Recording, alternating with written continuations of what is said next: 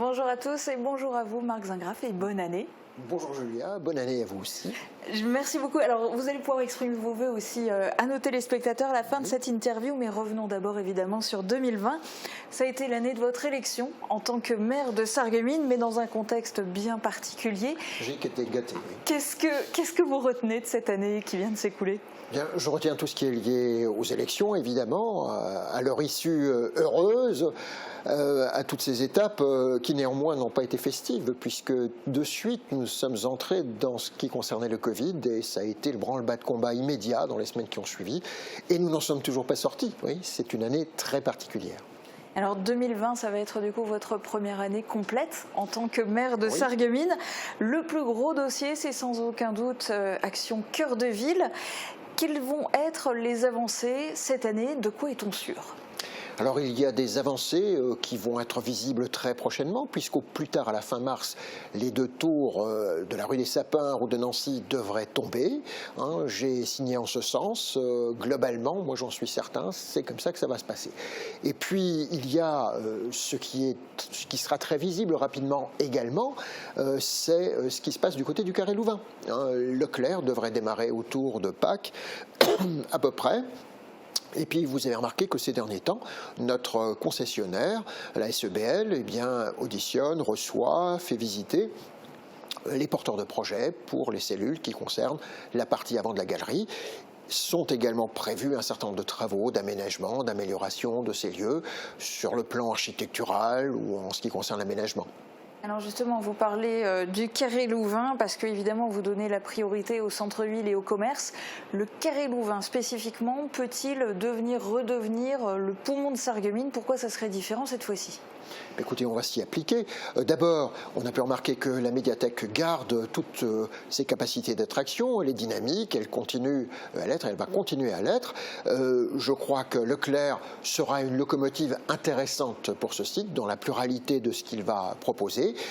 Il est important aussi, et c'est le souci de la SEBL, et c'est son objectif, de multiplier les adresses, la diversité aussi de ces adresses en termes d'attractivité dans la ville. Et il faudra aussi travailler l'ouverture de cette galerie sur la rue Sainte-Croix, parce que quand on passe dans la rue Sainte-Croix, l'entrée dans cette galerie est encore trop confidentielle, n'est pas assez visible, tout le monde en est d'accord, et il faudra amener un certain nombre d'améliorations de ce point de vue-là. Donc une avancée par exemple sur la zone piétonne, mais là où il y a le plus de doutes, c'est par rapport aux différentes cellules commerciales, parce qu'elles sont devenues vides les unes après les autres, il n'y a plus que 3 commerces en place, et alors cette fois-ci il y a un loyer cible, mais un loyer cible à 185 € du mètre carré. Moi j'ai fait le calcul, concrètement pour une petite cellule de 50 mètres carrés, ce qui est le cas au Carré Louvain, c'est pas grand et ça va être le cas de la majorité des cellules, ça revient à 9 250 € de loyer par mois, ça paraît énorme. Alors, il faut voir. Globalement, ce sont des calculs assez théoriques. La raison, d'abord, un principe, c'est de travailler globalement. Il ne s'agit pas de reproduire quelque chose qui a déjà existé, mais justement, à travers les différentes offres qui sont faites, les différentes possibilités, les différentes implantations qui auront lieu, de pouvoir jouer. Parce que là, on est sur une moyenne. Il y a ce que certains peuvent se permettre, c'est un peu plus, d'autres peuvent se permettre un petit peu moins. La SEBL va devoir trouver la meilleure manière pour que les choses soient réalisables, effectivement.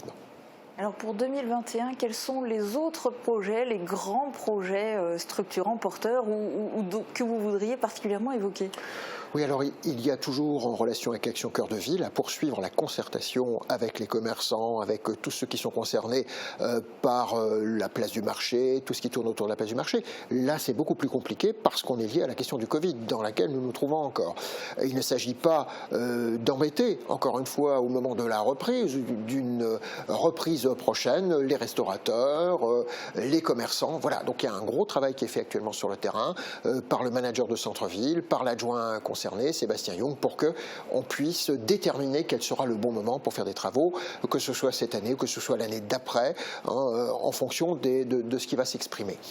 Il y a également un travail qui aboutit cette année, puisqu'on a eu une aide de l'État sur un dossier de signalétique dynamique, c'est-à-dire que des panneaux indicateurs avec écran renseigneront les automobilistes en matière de stationnement, d'orientation vers les différents parkings. C'est très attendu parce que ça mettra de l'ordre dans évidemment la question du stationnement. Ça donnera aussi à connaître mieux le parking du Carré Louvain, parce que ça aussi c'est un élément fort du Carré Louvain qu'on n'utilise pas toujours à sa pleine mesure.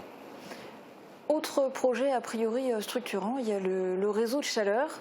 Alors ça a surtout une conception écologique, économique.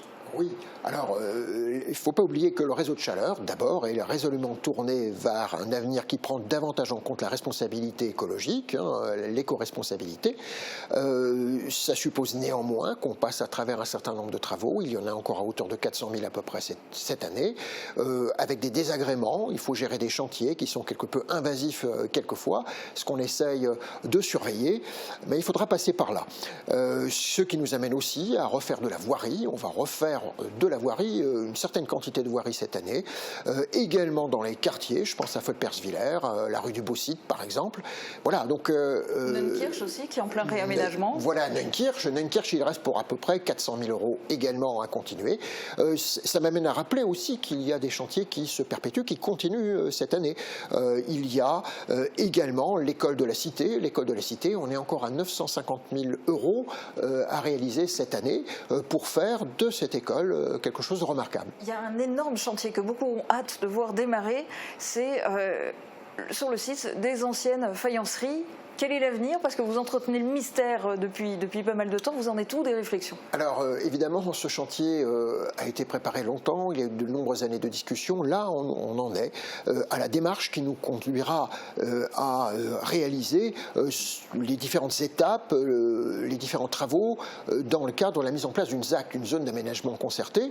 Nous sommes dans les starting blocks, là aussi, pour approcher maintenant les différents projets, pour y mettre bon ordre. Vous savez qu'on a quelques principes qui sont déjà intégrés dans la question.